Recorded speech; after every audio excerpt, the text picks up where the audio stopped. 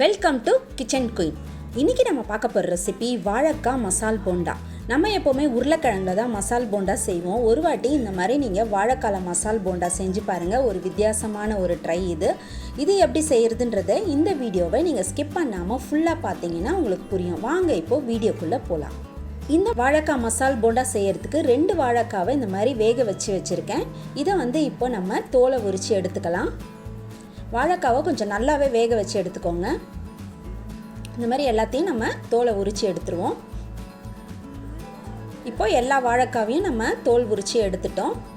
இதை நல்லா மசிச்சுக்கலாம். நல்லா கைகளாலோ இல்லைன்னா மேஷர் வச்சோ இதை நல்லா மசிச்சு எடுத்துக்கோங்க. நல்லா மசிச்சிங்கன்னா தான் அந்த மசாலாவில் எல்லாமே கோட்டாகி நல்லாயிருக்கும். அதனால் இந்த மாதிரி நல்லா ஒரு மேஷர் இருந்தால் கூட வச்சு நல்லா மசிச்சு எடுத்துக்கோங்க. இப்போ நம்ம வாழைக்காவை நல்லா மசிச்சு எடுத்துட்டோம்.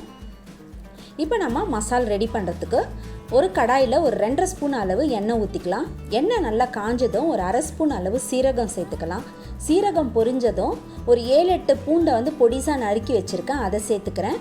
சின்ன துண்டு இஞ்சி பொடிசாக நறுக்கியிருக்கேன், அதையும் சேர்த்துக்கிறேன்.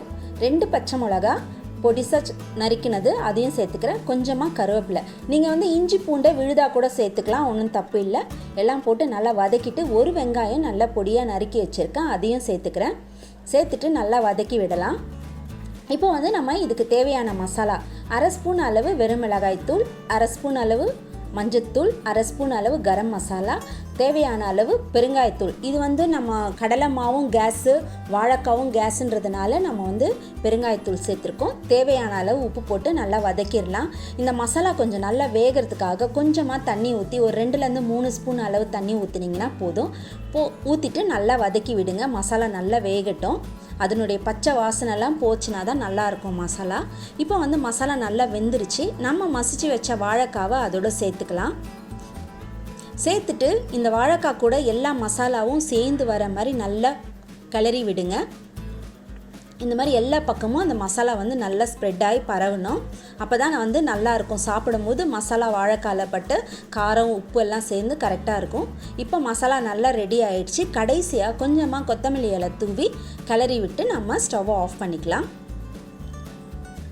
இப்போ நம்ம இதுக்கு தேவையான மாவு ரெடி பண்ணிக்கலாம். ஒரு மிக்சிங் பவுலில் ஒரு 100 கிராம் அளவு கடலை மாவு எடுத்திருக்கேன்.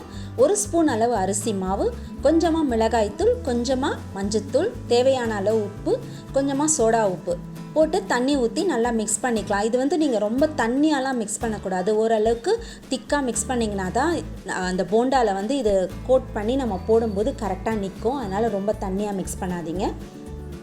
நல்லா கட்டிலாம் விழாமல் நல்லா கலந்து எடுத்துக்கோங்க.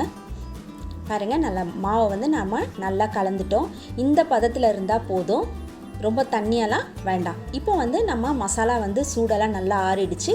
இந்த மாதிரி சின்ன சின்ன உருண்டைகளாக உருட்டி எடுத்துக்கலாம். சின்ன சைஸ் உருண்டையாக உருட்டி எடுத்துக்கோங்க. அப்போ தான் நல்லாயிருக்கும். ரொம்ப பெருசாக இருந்தாலும் போண்டா உங்களுக்கு வேகாது.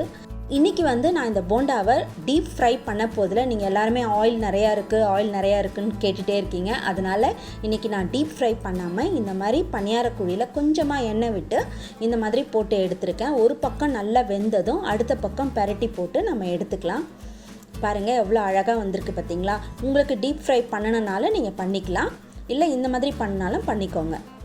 அவ்வளோதாங்க, நம்மளுடைய வாழைக்காய் மசால் போண்டா சூப்பராக ரெடி ஆகிடுச்சு. இந்த மாதிரி வித்தியாசமான போண்டாவை நீங்களும் உங்கள் வீட்டில் செஞ்சு பாருங்கள். உங்களுடைய ஃபீட்பேக்கை என்னுடைய கமெண்ட் பாக்ஸில் போடுங்க. இந்த வீடியோ உங்களுக்கு ரொம்ப பிடிச்சிருந்ததுன்னா உங்கள் ஃப்ரெண்ட்ஸ்க்கெல்லாம் ஷேர் பண்ணுங்கள், லைக் பண்ணுங்கள், கமெண்ட் பண்ணுங்கள். மீண்டும் உங்களை அடுத்த ரெசிபியில் சந்திக்கிறேன். until then bye.